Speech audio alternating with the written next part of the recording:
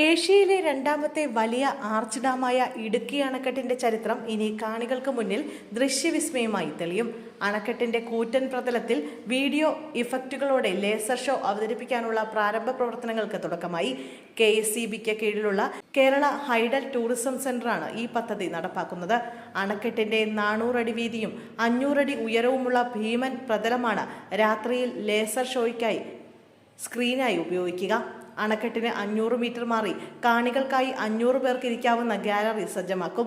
അണക്കെട്ടിന്റെ ചരിത്രവും നിർമ്മാണവും വിനോദവും വിജ്ഞാനവും ഒത്തുചേരുന്ന രീതിയിലാകും ഇവിടെ പ്രദർശിപ്പിക്കുക. അണക്കെട്ടിനുള്ളിലെ സെൻസറുകളെയും മറ്റ് യന്ത്ര സാമഗ്രികളെയും ലേസർ രശ്മികൾ ബാധിക്കുമോ എന്ന് പഠിക്കാൻ റൂർക്കി IITയെ ചുമതലപ്പെടുത്തിയിരുന്നു. IITയുടെ റിപ്പോർട്ട് അനുസരിച്ച് ഉപകരണങ്ങളെ ബാധിക്കാത്ത തരത്തിലുള്ള പ്രത്യേക ലേസർ രശ്മികൾ പുറപ്പെടുവിക്കുന്ന യന്ത്രങ്ങളാണ് പദ്ധതിക്കായി ഉപയോഗിക്കുന്നത്. വിനോദസഞ്ചാര മേഖലയ്ക്ക് വലിയ കുതിച്ചുചാട്ടം നൽകുന്ന ഈ പദ്ധതി ഇടുക്കിയെ ലോക വിനോദസഞ്ചാര ഭൂപടത്തിൽ കൂടുതൽ ആകർഷകമാക്കുമെന്നാണ് വിലയിരുത്തൽ. പദ്ധതിയുടെ പരീക്ഷണാടിസ്ഥാനത്തിലുള്ള പ്രദർശനം വൻ വിജയമായിരുന്നു. 2024 സംസ്ഥാന ബജറ്റിൽ പ്രാരംഭ പ്രവർത്തനങ്ങൾക്കായി 5 കോടി രൂപ വകയിരുത്തിയിരുന്നു. 2 വർഷത്തിനുള്ളിൽ പദ്ധതി പൂർത്തിയാക്കാനാണ് ലക്ഷ്യമിടുന്നത്.